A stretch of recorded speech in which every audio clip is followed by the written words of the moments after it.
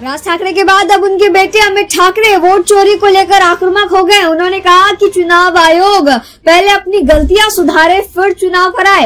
इस समय सवालों के जवाब देने के बदले चुनाव आयोग बस जल्द से जल्द किसी तरीके से चुनाव निपटाने में जुटा हुआ है, जो कि बिल्कुल भी सही नहीं है।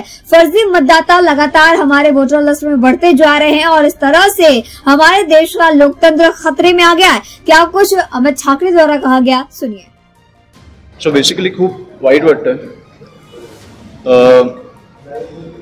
मी ऑनेस्टली मी सगळं बघताना मी बोललो तसं की हे पहिलं एक्झिबिशन आहे ज्याचं उद्घाटन करताना मला वाईट वाटतं। सगळे बघताना मी कन्फ्यूज झालं की कुठे काय घोळ आहे। मी आमच्या सहकाऱ्यांच्या घरावर काही लोकांचे नाव नोंदवलं गेलंय, महानगरपालिकेच्या आयुक्तांच्या घरावर नाव नोंदवलंय। सुलभ शौचालयाचं नाव बघितलं तुम्ही? तुमचं धर्माचं पण हे क्लिअर झालं असेल काही लोकांना जे होतं ते।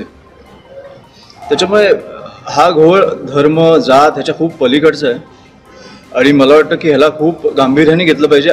आम्ही तर घेतोच आहोत, पण निवडणूक आयोगाने पण घेतलं पाहिजे। एवढे पुरावे दिल्यानंतर पण त्यांना कुठची तरी घाई लागली आहे की निवडणुका लावायची।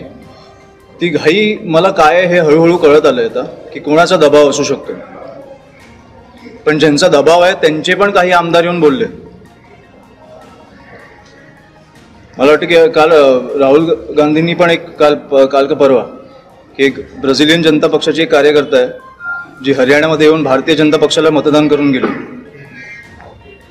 तर मला वाटतं हे कुठेतरी हा घोळ जो आहे मग त्यांच्याकडनं चुका झाल्या असतील की ब्राझिलियन भारतीय वगैरे, मला कळत नाहीये, पण हा घोळ जो आहे कुठेतरी थांबला पाहिजे आणि निवडणूक आयोगाने कुठेतरी सिरियसली घेतलं पाहिजे।